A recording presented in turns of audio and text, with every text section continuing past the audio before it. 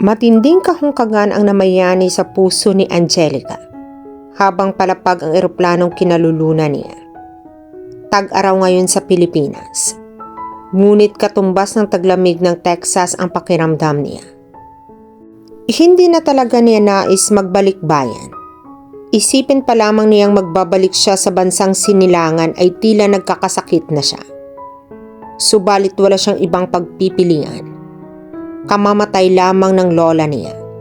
3 araw na ang nakakaraan. Ang totoo, wala siyang pakialam sa namayapang matanda dahil wala rin naman itong pakialam sa kanya. Mas gusto pa niyang manatili lamang sa Amerika. Dangan lang ay may sinabi sa kanya ang tita Gina niya. This is the perfect time for revenge. Angelica, show them what you've got. They'll surely be surprised to see what you've achieved from yourself now. Kapatid sa ama ng papa niya si Tita Gina. Ito ang kumupkop at nag-alaga sa kanya. Pagkatapos maghiwalay ang mga magulang niya. Halos 10 taon pa lamang siya nang maghiwalay ang mga magulang niya. She thought it was for the best. Walang araw na hindi nag-aaway at nagsusumbatan ang mga ito. Particular na kung paano siya nabuo. Aksidente lamang daw na nabuo siya. Kung hindi raw nabuo ay hindi magpapatali ang mga ito sa isa't isa. Pero nagkaanak pa uli ang mga ito. Si Caleb, na mas bata ng 5 taon sa kanya. Masasabi niyang pareho lamang impyerno ang naranasan nilang magkapatid sa piling ng mga magulang nila. Bagaman hindi niya ito nakitaan ng labis na pagkamuhi at sama ng loob ang mga ito.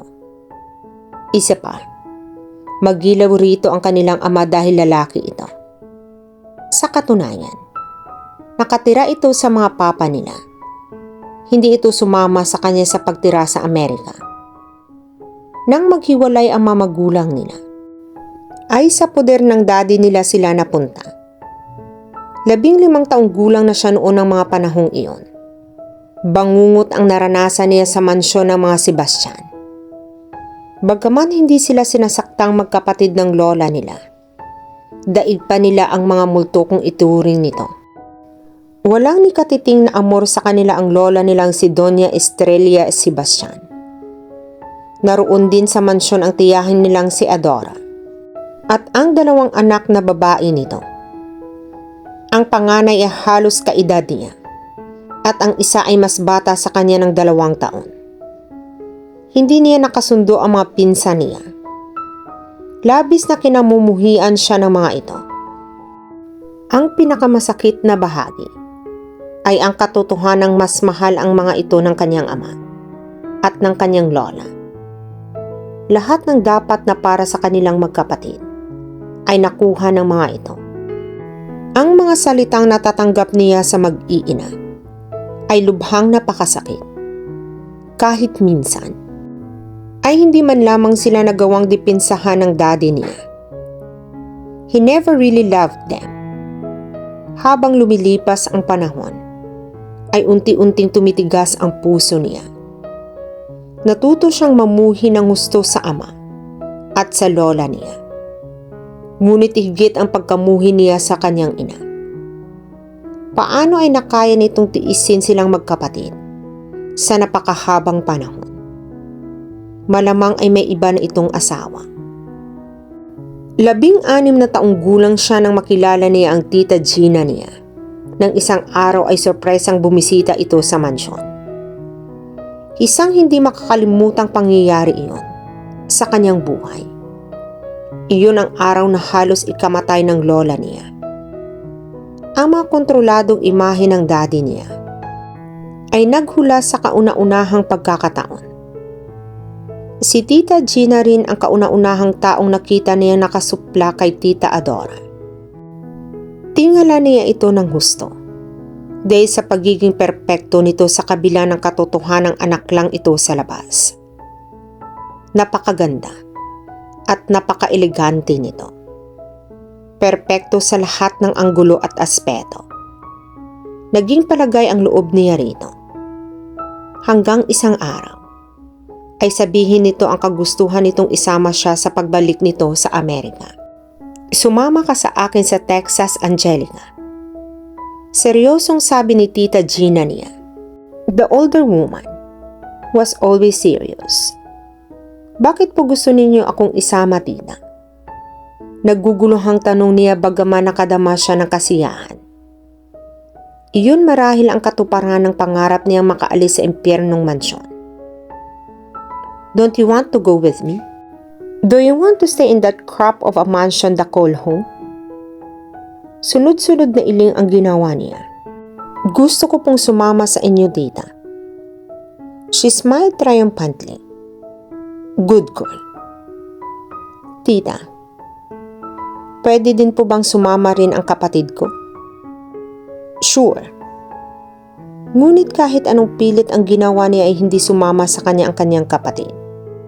Wala siyang nagawa kundi iwan ito sa Pilipinas. Bagaman hindi sang-ayon, walang nagawa ang daddy niya sa gusto niyang mangyari. Alam niyang hindi talaga ito nag-aalala sa kanya. Ayaw lamang talaga nitong pumanig siya kay Tita Gina niya. Sinabi pa nito na hindi na siya nito ituturing anak kapag umalis siya. That was 10 years ago. Hindi niya akalaing babalik ulit siya. Paglabas niya ng Ninoy Aquino International Airport, ay agad natanaw niya ang isang placard kung saan nakasulat ang pangalan niya. Paglapit niya sa may hawak niyon, ay agad na bumati ito sa kanya. Where's the car? She asked coldly. Isa iyon sa mga natutunan niya sa tita niya, kung paano ilagay ang sarili niya sa tamang level. It took her years to master it to perfection. Naroon po sa parking lot, ma'am. Saglit lang po, at kukunin ko. Iniwan na siya nito. Pagkalipas ng ilang minuto ay dumating na ang sasakyan. Umangat ang isang sulok ng mga labi niya. Just like what her aunt had promised, it was a black Lamborghini. Makakaalis ka na. Pandidismiss niya sa driver. Isinakay ng driver niya ang mga bagahe niya sa isa pang kotse. Siya naman ay agad na sumakay sa bagong-bagong Lamborghini. Then she drove straight to her destination. Huminto si Angelica sa tapat ng mansyon ng mga Sebastian. Kinuha niya sa loob ng Hermes bag niya ang compact mirror at sinipat ang sarili niya sa salamin niyon. She made her sure her best. 7:00 na ng gabi. Napakaliwanag sa buong mansyon.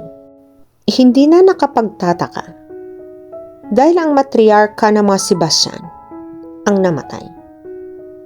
Pagkapasok niya sa loob ay napatingin sa kanya ang halos lahat ng tao roon. She walked towards the coffin. She wore a black sexy double unit, mini dress with long sleeves. Labas din ang halos buong likod niya. Ramdam niya ang nakatitig ang lahat ng mga mata sa kanya, pero wala siyang pakialam. Paglapit niya sa kabaong, ay tiningnan niya na walang buhay na katawan ng lola niya. Wala siyang maramdaman kahit ano. But she whispered a little prayer anyway. Pagharap niya, ay bumungad sa kanya ang daddy niya. Nag-aapoy sa galit ang mga mata nito. Mariing hinila siya nito sa braso. Anong klaseng iskandalo ito, Angelica? He asked. He was obviously trying to suppress his anger. Aren't you happy to see me, Father dear? She asked. She gave him her coldest smile. Natitigilang napatitig ito sa kanya. Pagkakuwan ay niningkit ang mga matang nagwika. Hindi ka na lang sana pumunta rito. Kung ganyan din lang ang isusuot mo. Kung noon ito sinabi iyon sa kanya, ay masasaktan siya. Ngunit hindi na siya tulad ng dati. Ibang tao na siya ngayon. Salamat kay Tita Gina. Of course. I want to grieve for grandmother. Ngunit wala sa itsura niya ang nakaramdam ng ganoon. Condolence, Father. Nilagpasan na niya ito.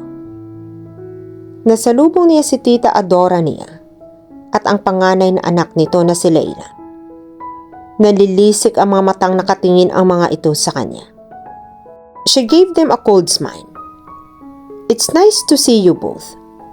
Wika niya at nilagpasan ang mga ito. Ngunit tumigil siya ng may maisip. And oh Leila, you look older than your real age. It must be a grief, right? Wika niya sa pinalungkot na itsura. Iniwan niyang nakatulala ang mga ito. The feeling was so satisfying. She had never felt so good. Gusto niyang magdiwang. Nagsisimula pa lamang siya. Pasakay na siya ng kotse niya nang may pamilyar na tinig na tumawag sa kanya. Paglingon niya ay nakita niyang si Caleb na naglalakad palapit sa kanya. Nakalimutan niyang nandoon nga pala ang kapatid niya. Niyakap niya ito ng mahigpit. She missed him so much. How are you, ate? He asked. His eyes full of emotions. Ngumiti siya. I'm good. How about you? I'm also good.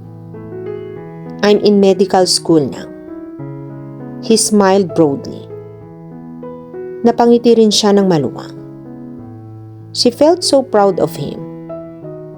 So, I have a doctor brother soon.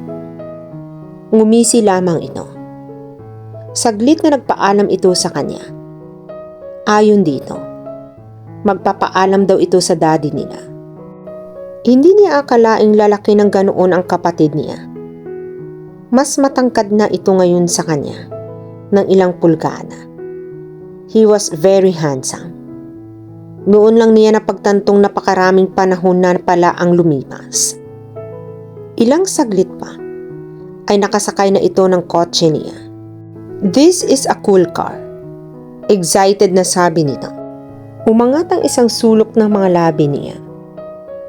Marunong ka bang mag-drive? No. I never got the chance to learn. Isa pa, wala namang kotse si mama sa Zambales. Mariing natapakan niya ang brake sa labis na pagkabigla. Tiningnan niya ito ng matamad. What did you just say? She asked. May problema ba, ate? Meron ka bang hindi sinasabi sa akin? Huminga ito ng malalim. Sorry, ate, kung hindi ko nabanggit sa iyo. Wala tayo halos communication for last 10 years. Hindi na ako nakatira ngayon sa mansyon. Sa Zambales na ako nakatira, ng halos 5 taon na. Pero tuwing weekend lang ako naroon. Nagbo-board ako malapit sa school ko sa Manila. Kung hindi lamang siya compose ng mga sandaling iyon, malamang ay nakareact na siya ng sobra. Paano nangyari iyon? He smiled. Nagpunta ako kay mama at syempre, tinanggap niya ako. Napanatili niyang blanco ang ekspresyon niya sa kabila ng labis na pagsiklab ng galit. You forgave her that easily? Malamig na tanong niya. Walang mangyayari kung patuloy akong magagalit sa kanya. Isa pa, hindi rin naman kagustuhan ni mama ang mga nangyari. In fact, she loves us. Biglang tumigas ang ekspresyon niya sa narinig. If you say so. Nagawa pa rin niyang sabihin, kahit pa naglalatang ang puot sa dibdib niya. Sumama ka sa akin sa Zambales pagkatapos ng libing ni Lola, ate. Seryosong sabi nito pagkakuan. Hindi niya alam kung ano ang nagtulak sa kanya upang sumang-ayon sa gusto nito. Marahil ay ang kagustuhan niyang maipamukha sa kanyang ina kung gaano kalaki ang naging kasalanan nito sa kanya. Lahat ng mga trabahador na nadadaanan ni Ada Montemayor ay hinuhubad ang mga suot na sombrero bilang pagbati sa kanya. Malapit na uli ang anihan, kaya nag-iikot-ikot siya sa buong hasyenda nila. Hektar-hektaryang lupain ang mga pag-aari ng pamilya nila. Halos sakop na ng mga pag-aari nila ang buong San Antonio. They were one of the richest family in Zambales. Kabilang siya sa tinitingalang angka ng mga Montemayor. Gayunman, may sarili siyang identity. Hindi siya kumakapit sa pangalan ng pamilya nila. Kahit ang kapatid niya ay ganoon din. Wala siyang pakialam sa opinyon ng ibang tao tungkol sa kanya. Everybody knew Adam Montemayor. Women crawled at his feet like spiders. But no matter what they do, hindi niya pinapatulan ang mga ito. Patuloy siya sa marahang pangangabayo nang biglang tumunog ang cellphone niya. Dinukot niya iyon sa bulsa niya at sinagot ang tawag. I missed you, lover boy. Agad na bungad ng nasa kabilang linya. He grinned. Really? Yeah. Can you come over? I'm here in my room now. I'm feeling cold. Her voice was low and seductive. Umangat ang isang kilay niya. Oh yeah, I'd love to. But where is your room? Oh come on, just come over. Tiningnan niya ang screen ng cellphone niya. Walang nakalagay na pangalan doon. What's your name, honey? Dinig niya ang malakas sa pagsinghap nito. How dare you, Ada Montemayor? Nag-sex tayo last Saturday night. And now, you're telling me you don't know me? Gusto niya matawa ngunit pinigil niya ang sarili. Hindi na talaga niya matandaan kung sino ang kasama niya noong Sabado. Hindi lang naman isang babae ang nakasama niya ng nagdaang linggo. Wala siyang natatandaan ni isa man lang sa pangalan ng mga iyon. Those girls wanted him so he gave in. Sino ba siya? Para hindi pagbigyan ang mga ito. Nadaanan niya ang kababaihan na namimitas ng mga mais. Kinawayan niya ang mga ito. May ilan sa mga ito ang dalaga. Kahit pa natitiyak niyang humahanga ang mga ito sa kanya, hindi siya kahit kailanman nagsasamantala. Ang mga babae sa hasyenda nila ay matitinong uri na babae. Yes, he was a Casanova. But he saw to it that the girls he went out with knew the real score. Tinitiyak niya ang nasasamahan niya ay hindi yung kakapit sa kanya na tila lintang. Madalas na tanungin siya ng mga kapatid niyang babae kung wala ba siyang balak umibig. Of course, he would love to fall in love. Naranasan na niyang minsan iyon. Ang hindi lang niya alam ay kung mauulit pang muli. Wala pa siyang babaeng nakikilala na nakaramdam siya ng kakaiba. Yung tulad na nararamdaman niya dati kay Thea. Although matagal na siyang nakaget over dito, wala pa rin nakahihigit dito sa puso niya. Liliko na sana siya sa kabilang panig nang may mahagip ang paningin niya sa kabilang bahagi ng hasyenda, kung saan gubat na maituturing. Indeed, it was a girl he saw. Isang babaeng may mahaba at maalon-alon na buhok ang tumatakbo. Hindi niya napigilan ang sariling sundan ito. Huminto ito sa gitna ng sagingan. Palingon-lingon ito, na animo nawawala. Nakatitig lamang siya rito. Totoo yata ang sinasabi ng marami na may ligaw na diwata roon. Bilugan ang mga mata nito. Kulay tsokolate ang mahabang buhok nito. At napakapula ang mga labi. Gusto na talaga niyang isipin na diwata ito, kung hindi lamang sa suot nitong printed summer dress. The woman was so sexy. He was instantly captivated by her. Napakaganda ang mga mata nito. Ngunit walang buhay ang mga iyon. Tila nababalutan ang mga iyon ng napakalamig na yelo. Mas maganda siguro ang mga iyon kung magniningning na tila liwanag ng araw. Muli itong tumakbo. Sa kagustuhang makilala ito, ay pinatakbo niya ang kabayo pasunod dito.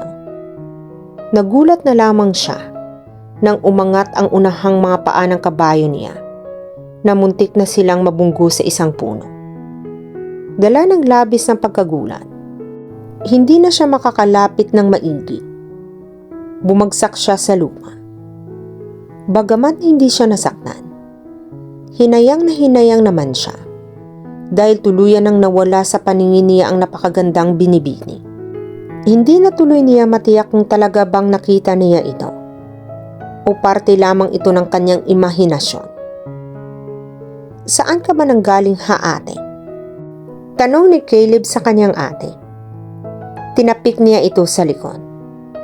"I went to the other side." "Sa lupain ng mga Montemayor?" "Siguro. Hindi ako sigurado.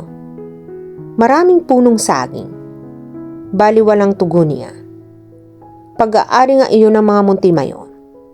Mabuti na lang at walang nakakita sa iyo." "Yeah." Mas nag-aalala si Mama. Patuloy ito sa mabilis na paglalakad, kaya hindi ito napansin ang pagbagal ng mga hakbang niya. Kadarating lang nilang magkapatid ngayong hapon. Sa pandakit na ninirahan ang ina nila. Kaninang umaga inilibing ang lola nila, kaya nagpasya na siyang biyahe na sila. Napanatili niyang blanko at malamig ang ekspresyon niya sa muling pagkikita nila ng mama niya.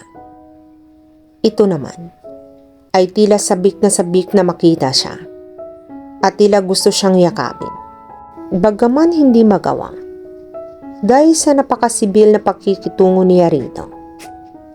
Alam niyang drama lamang niya iyon dahil kaharap nila ang kapatid niya.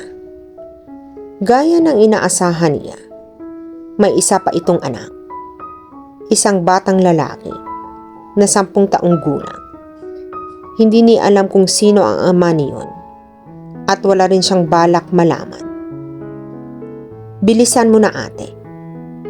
Usal ng kapatid niya na nagpatigil sa daloy ng isip niya. Patakbong hinila siya nito at nagpatianod naman siya.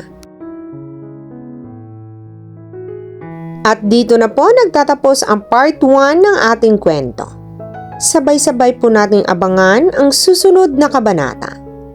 Be good, be safe, and God bless po everyone.